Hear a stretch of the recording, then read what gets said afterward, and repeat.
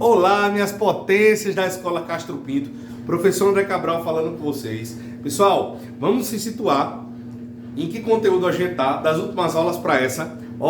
Introduzimos a abordagem ao conteúdo de estatística. Vimos que estatística é a área da matemática que ela faz uma coleta de dados, analisa esses dados, organiza, escolhe a melhor forma de apresentá-lo. Lembra que nas últimas aulas a gente viu a forma de tabela. Iniciamos na última aula a ver a forma de gráfico, com um gráfico de colunas, certo? Hoje eu vou apresentar para vocês, relembrar essa parte de como que se constrói um gráfico de colunas e falar sobre dois gráficos a mais para vocês, tá? Então hoje a gente vai relembrar essa abordagem das últimas aulas e vai introduzir mais dois gráficos. Beleza, pessoal? E na próxima aula, que é a aula pelo Meet, a gente vai deixar um pouco essa área para entrar na área de probabilidade. Tranquilo? Vamos embora? Vem aqui comigo, hein? Voltei, pessoal. E para a gente dar sequência, a gente vai relembrar de uma atividade que a gente fez no vídeo passado, no exemplo 1, que é esta atividade aqui, que ela diz o seguinte: uma pesquisa foi realizada para saber a preferência de alguns jovens entre os times brasileiros e constatou-se que aí tem a frequência de cada time que foi surgindo na pesquisa, né? Criou-se uma tabela que tem título, tem uma coluna para os times, Vasco, Flamengo, Fluminense e Santos, tem outra coluna para a frequência absoluta, que é a quantidade de pessoas que torcem para cada time, e além disso tem outra coluna que é a frequência relativa, que é a porcentagem referente a cada uma daquelas quantidades. Por exemplo, o Vasco foram 10 pessoas, mas essas 10 no total de 40 corresponde a 25%. Tudo isso a gente aprendeu a construir no vídeo passado. Certo, pessoal? Venham para cá. Nesse vídeo de agora, a gente vai aprender a pegar esses dados e encontrar uma outra maneira de representar essas informações, que é o gráfico de colunas. Que eu vou precisar para esse gráfico de colunas o título, porque toda escolha que a gente faz para informar ao leitor sobre aquele gráfico, sobre aquela tabela, tem que ter um título para ele se orientar de forma bem inicial, bem introdutória, antes inclusive de ver ou a tabela ou o gráfico. E além disso vai ter dois eixos, um vertical e um horizontal. Cada um vai ter que ter uma descrição do que ele representa, certo? Vamos construir aqui comigo?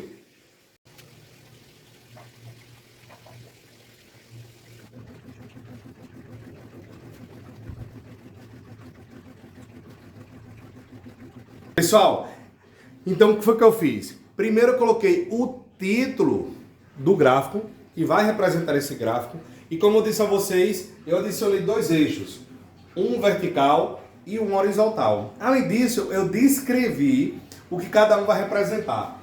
Este vai representar a porcentagem, que no caso é a frequência relativa, lá da outra tabela. E este vai ser os times que apareceu durante a pesquisa. Vamos preencher agora os times e as porcentagens. Mas o professor, a porcentagem vai até 100%. Aí aqui, de 0 eu vou completar até 100, 1, 2, 3, 4, 5. Não, você precisa... pode, de preferência, criar um padrão, ou de 5 em 5, ou de 10 em 10. O que importa é o leitor que vai analisar esse gráfico, que vai interpretar, ele vai entender entre mais ou menos que porcentagem vai estar, qual é a porcentagem daquele time, tá certo? Não precisa ser precisamente de 0 até 100, número por número não. Pode ter uma frequência, um intervalo padrão, certo? No caso eu vou colocar aqui de 10 em 10, tá? Vamos lá, hein? Pronto, pessoal, já quase construído o meu gráfico, encontrei um título, coloquei os dois eixos que eu falei para vocês, identifiquei cada um dos eixos, construí em relação à sua identificação os elementos, que no caso aqui são os times, e aqui são as porcentagens. O professor foi até 70%, porque não tem time, se você observar lá na tabela, não tem times que é superior a 70% as frequências relativas. Então, para mim, 70% já é o suficiente. Mas se tiver um time que é 80%, eu aumento, Vou aumentando a minha porcentagem. Então, agora chegou a hora de construir as barras. Se você relembrar, eu vou colocar aqui de novo. Olha a frequência relativa, hein? Vasco, 25%, Flamengo, 50%, Fluminense, 10% e Santos, 15%. Pronto. Agora é só eu pegar cada um dos times e subir com nele, uma coluna até a parte da porcentagem que o representa. Por exemplo, a gente viu que o Vasco é 25%. Opa, já deu um probleminha aí. Não tem 25%. Mas eu sei que 25% está bem no meio, entre 20 e 30%. Então vou aqui, ó, entre 20 e 30.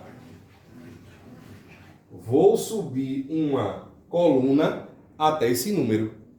Flamengo 50%, aí já facilita, ó. Que aqui tem os 50% do Flamengo. Subo uma coluna.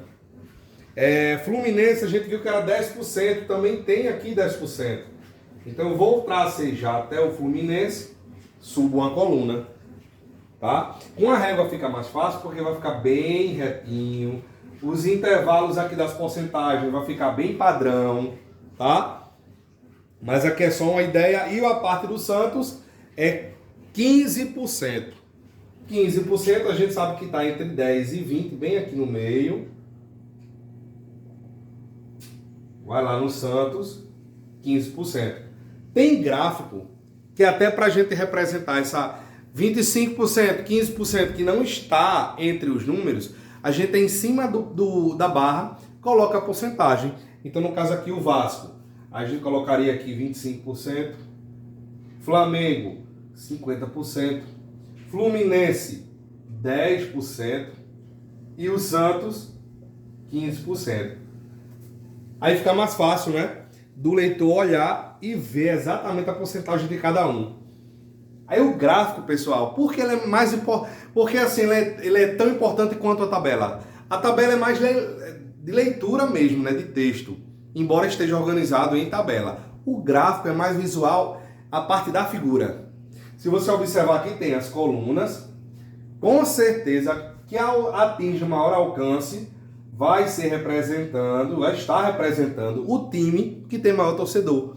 Então aqui é mais a parte pictográfica do gráfico, né? A gente analisa mais a figura, o crescimento do gráfico.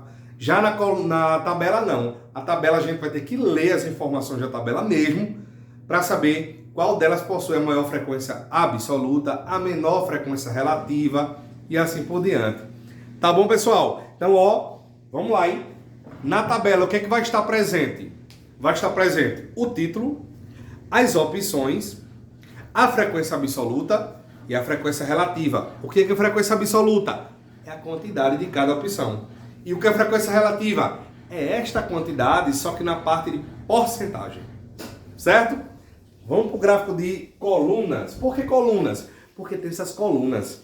Certo, pessoal? Então aqui, ó, vai ter o título, vai ter os dois eixos, horizontal e vertical, vai ter a descrição de cada eixo, o que é que ele representa, sempre vai ter isso. No times, né, eixos times, vai ter as opções referente a essa descrição. Porcentagem, vai também ter as opções referente a esta descrição. E cada time vai ter uma coluna que vai ser elevada até a porcentagem que ele indica. Tá certo, pessoal? Então, aprendemos mais um gráfico, hein? Gráfico de colunas. Observe esses dois gráficos aí. Tem um gráfico que é chamado de gráfico de setores, que ele parece uma bolacha, ele é bem circular, ele na verdade é um círculo, que ele vai ser distribuído, organizado em setores, parece uma pizza, para a gente saber a quantidade de cada uma das opções da pesquisa que ele vai abordar. Por exemplo, esse gráfico aqui, ó, ele aborda o seguinte, olha o título. Eu disse a vocês que todo gráfico tem título, então ele diz assim, ó, satisfação dos consumidores do produto A. Então tem um certo produto que ele identificou como A, que foi feita uma pesquisa sobre a sua satisfação entre os seus consumidores. Então, se você observar, a maioria dos consumidores estão satisfeitos. Então, por isso, a gente já tem um feedback desse produto entre os seus consumidores, que a maioria está satisfeito com a sua utilização. Agora, pessoal, Olha esse outro gráfico. Observou o gráfico anterior? Ele é um círculo organizado em setores, parece uma pizza. Tem um título, tem tudo organizado para a gente saber sobre o que ele representa. Observe ele de novo, pessoal. Esqueci de dizer um detalhe sobre ele. Vocês estão vendo essas cores? Geralmente ele é organizado entre cores para a gente diferenciar. Cada cor vai ter uma porcentagem. E ao lado do gráfico, geralmente tem uma legenda, que é justamente referente àquela cor que aquela opção no gráfico representa. A satisfeito está um laranja claro, né? O muito satisfeito está um vermelho. Já um insatisfeito, que é 25% das pessoas, é um mais arroxicado, não um roxinho. Certo? Agora, olha esse outro gráfico, pessoal. Vocês já vão entender, ele é chamado de gráfico de linha. E vocês já vão entender o porquê. Ele fala sobre o consumo de energia nos últimos 7 meses. Aí vai ter também os 2 eixos, né? Cada eixo vai estar com a descrição. Um representa os meses, o outro o consumo. Aí vem detalhando, ponto por ponto, a quantidade de consumo de energia em cada mês. Por exemplo, março consumiu 80. Mas 80 é o quê? Aí tem lá, ó, consumo em quilowatts. Então a gente já sabe o que esse 80 representa. Então em cada mês vai ter um ponto. E depois o que a gente faz com esses pontos? A gente vai ligar ele através de linhas. Então por isso que o nome dele é gráfico de linhas. E por que ele é importante? Porque através dele você vê o crescimento em cada um dos meses sobre o consumo de energia. Ele é utilizado também, pessoal, muito em pesquisas eleitorais, para a gente saber qual candidato está em crescente, está em alguma evolução decrescente. Se analisar dois candidatos, a gente vê quando um aumenta, o outro diminui. Em que momento, ó, um supera o outro. Esse gráfico de linha é importante para fazer essa análise, certo? Beleza, pessoal? Então hoje, ó, a gente aprendeu mais sobre gráficos. Na próxima semana, a gente vai entrar na parte de probabilidade, certo, pessoal? Então a parte de estatística, ó, ok. A gente viu a tabela, alguns gráficos, como se constrói, como se calcula a frequência relativa. Agora a gente vai aprender na próxima semana a parte de probabilidade. Tá certo, gente? Até lá, hein? Tchau!